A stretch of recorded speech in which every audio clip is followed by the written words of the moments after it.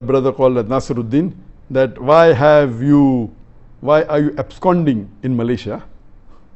I'm not absconding in Malaysia. People know that I'm staying in Malaysia, in Putrajaya. What he may be meaning that why did I run away to Malaysia, or why did I come to Malaysia?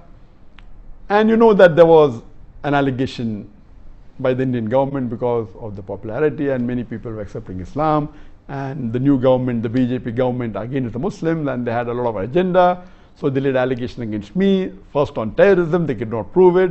Then they said hate speech, they could not prove it. Then they went to money laundering, that also they cannot prove it. Then they tried to give me a bait and tried to convince me to come back at a compromise, which I didn't agree. Basically, I did hijrah. And hijrah for the sake of Allah subhanahu wa ta'ala. I, being a da'i, when I felt that my life was in danger, I did hijrah. And this is the sunnah of the prophets and the sunnah of Muhammad sallallahu alaihi wasallam.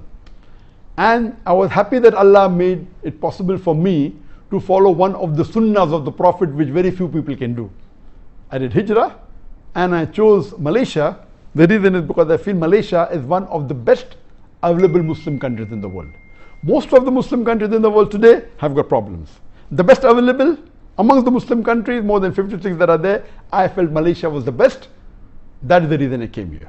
The reason I felt Malaysia was the best is, number one, that Malaysia is away from the war zone. You know, many Muslim countries are in the war zone, especially in the Gulf region. You have war in Yemen, you have war in Syria. So this Malaysia is away from the war zone, number one.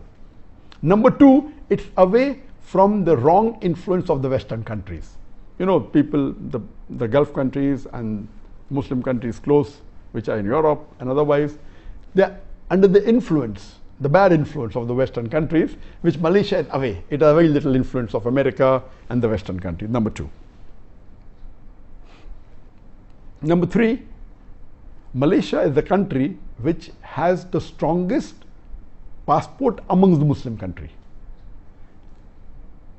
A Malaysian can travel to 185 countries without any visa.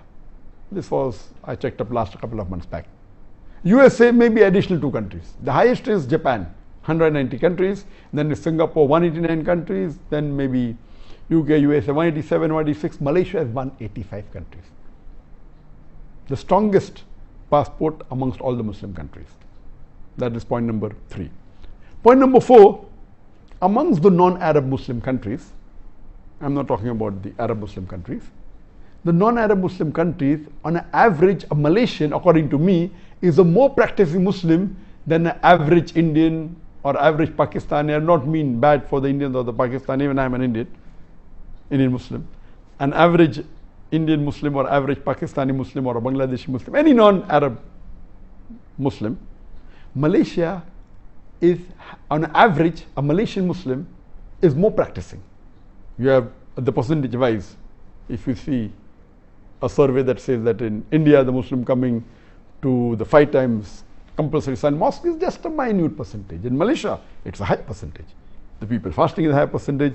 That's the reason, as compared to the other non-Arab Muslim countries, the practice of Islam is stronger. That's point number 4.